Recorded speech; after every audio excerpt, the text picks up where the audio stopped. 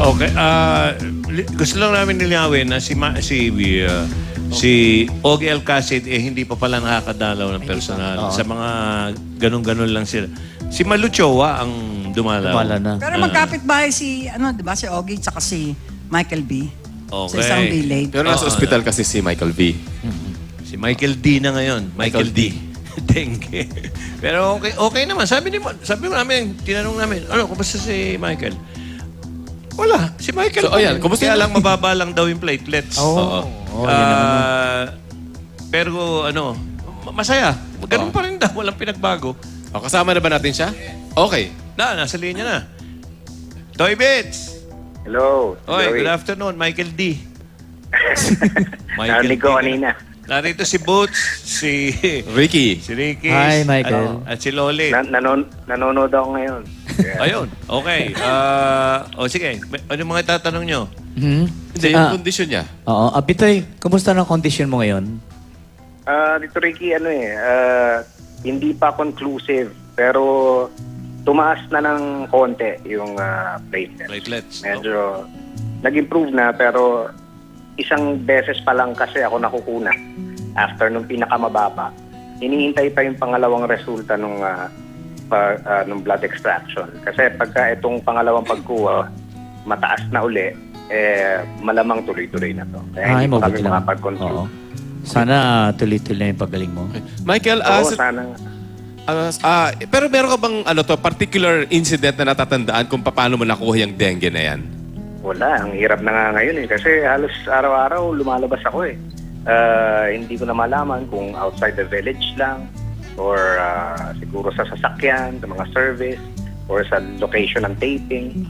Mahirap na malaman kasi dun sa area namin may ilang cases na rin ng dengue. Akala ko nga hindi ako tatamaan. Wala palang pinipili ito. Hindi. Tsaka yung mga lamok daw, Toy Bits, dati, hindi ba, mababa lang ang lipat. Sa umaga lang umaatak. Parang kalapati lang mababalipad. May na sila, parang... Kahit gabi, nangangagat na. Talaga? Hindi na sila pang umaga lang? na sila, may overtime. Parang na silang parang call center na May rin call sila. center na Okay. sila. Salbahe. Nag-mutate na yata yung strain. Kaya hindi na malaman kung ano yung... Pero sigurado ka, Toy Bits, hindi yan yung isang klase, yung tunog Chinese. Ano yung bago? Chikungunya. Yung chintong Chikungunya. kunya. Mas Ayun, mababa daw yun pare. Yan daw yung isang parang dengue rin ng symptom. Pero milder. Oo. Hindi yung platelets mo hindi yata bumababa. Pero yung body pain yata mas extreme. Yung word nga raw na yon, yung chikungunya, African word na ang ibig sabihin bending over, bending forwards kasi hindi ka talaga makatayo ng diretso dahil sa sakit ng katawan. Lolit, alam mo yun? Chikong Oo nga Biro mo, may sakit na si Michael, nakapag-research pa siya, ha? Diba? Nalaman niya pa yung chikungunya na yan, ha? Oo, pati yung Michael, origin, tatanungin ko, yung bang blood type mo, mahirap makita yung B+. B+. Yung hilap pa na. Mahirap Yung pa. B positive, according to the hematologist na nag-attend sa akin, medyo mahirap nga raw. Kaya mga 12% lang daw ng population ng meron nun. Gusto nga pala magpasalamat sa lahat ng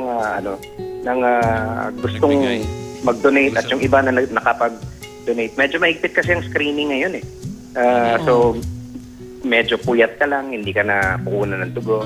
O kaya may tattoo na medyo sariwa pa or kahit Ano ba mga kasama ko? Ikaw, Boots, ano ka ba?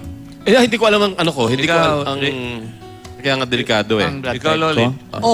Anong dugo mo? Nakatalaga pera. Para hindi siya mag-donate. Ayaw mag-donate. Okay. Hindi, buti na si Pitoy. Importante malaman Alam nyo. That's ko, it, importante. Okay. Kasi kung may hinging kaibigan nyo o magbibigay kayo, hindi na. Hindi na kailangan magte-test pa. Okay. Hindi na basta dengue kahit sa ibang aksidente. AB yata ako. Ako AB. Ako, Bihira rin ako Bitoy, Wala yung mga... bang type M dyan? Meta tayo. Oo nga pala. Ay, hindi. Pwede yung Dicky Bello. B.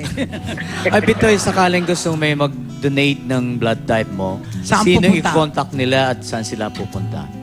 Diretso na lang sa blood bank ng St. Luke's. Pero at this point, medyo na kasi, na-fulfill na yung requirements. Okay na. Okay. Oo, buti naman. Okay lang. Kaya gusto kong paabot yung pasasalamat ko sa lahat ng nagpunta. sa lahat ng na-screen at na-approve at nakunan nga ng platelets lang naman ang kinukuha, hindi naman talaga dugo. Okay. Iba pa yung blood na kinukuha, iba yung platelets lang. Yung Magkaiba pala yun, ano? tinatransfer. Hina-harvest yun, di ba? Parang gano'n. Oo, Okay. parang kulay dilaw siya eh. Yan yung byproduct. Hindi siya kulay. Total matalino to si Pitoy. Ikwento mo na nga sa tao na nanonood ngayon sa Star Talk.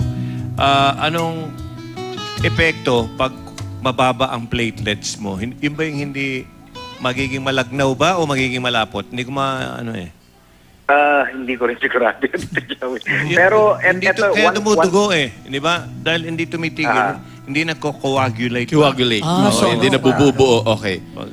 Pero one thing for sure, yung kaya siya tinatawag na yung dengue tinatawag na parang bone breaking disease. Kasi yun ang pakiramdam. Parang parang nadudurog yung buto mo. Oh my God. Hindi ka ba nade-dengue, Lolit? Naku ha? Parang Gusto mo ano? Hindi. Gusto mo ako madengge? Nakakatakot kahit mataas pa yung yung platelet count. Oh. Dapat wag natin isa-isang tabi. Pagka yung nakaramdam kayo ng fever na matindi at kahit anong kakaiba, pa-check na kagad, walang mawawala. Yung sa akin, a few days lang, coming from 160, naging 150, naging 118, naging 70, then 45, down to 20, Oh my naging God. 10. Dati yata ang tawag din hemorrhagic fever eh. Oo. Yan ang may mga dating rashes H ka. fever. Oo, it's fever. Kaya, Hemorrhagic fever. Pero, Bitoy, kasi ito, pahabol na tanong na lang kasi nung August 9, it was a Friday, nag-post ka raw sa Twitter mo ng message para napikon ka raw. Ano ba ang dahilan nun? Saan nga to? Nung August 9, parang yung nag-post ka sa Twitter na napikon ka. What was it? Hindi ko maalala. Well, sabihin na natin kasi daw yung tungkol sa paglipat mo daw. Yung chismis. Oo. Oo. May intriga pa sinasabi kahit nila may na- sakit. Oo nga. Just to put an end lang to Okay. the issue. Ang dami kasi nagsasabi, Bitoy, huwag ka alis ng GMA, huwag ka... Sabi, sino pa nagkakalat ng chismis na yan? So sabi ko sa mga praning, kayo mag-alala. Wala ka bang suspect kung sino nagpakawala ng lamok sa'yo? Kung anong channel? Baka mamaya, Anong- sa kalilipat-lipat yan ng studio, di ba? Pakicheck niyo yung mga studio Oo, kung ano na malamok. Safe ka dito, walang lamok. Oo. Kayo sa Makati, Hindi. dito ang lamok dun. At O saka sa parang Novaliches. Parang hindi wise na lumipat. Kasi, tignan mo naman, Itbulaga, Bubble Gang, Pepito Manaloto, iiwanan ba yung mga show na yun? Oo nga naman. Oo naman. Bakit hindi? Parang dito, Roy Pitch. Ayaw ka Oh, umalis. Bitoy, pagaling ka kaagad, ha? Maraming salamat nag-thank you ka na, Toy Beach. Baka may gusto ko pa idagdag. Thank you sa lahat ng staff and sa nurses ng St. Luke, sa mga doctors na uma-attend sa akin. Sa lahat ng bumisita, sa lahat ng nag-donate ng mga dugo nila at saka ng mga platelets. Sa lahat ng nanalangin especially. Yun talaga ang kailangan ko eh. Kaya yun lang talagang hiningi ko kasi alam kong power of prayers talagang napakalakas. And at this point parang nararamdaman ko na yung paggaling. So abangan nyo dahil siguro a few days na lang makabalik na uli ako sa trabaho. Mabuti Sipag kasi, no? Oo. Sobrang sa sipag. Hindi ka ba nagkakatol yan? May katol ba ba? Hindi ba nakukuha sa katol niyang mga Uso ba yun? Oo. Okay, Meron pa? pero- Oh, sige. Okay. Thank you, Bitoy, ha? Pagaling ka. Mag-rest ka Thank na, you. ha? Pagaling ka na. Okay. Sige. Oh, sige. Michael D. Oo, Michael V. Michael V. Oh, at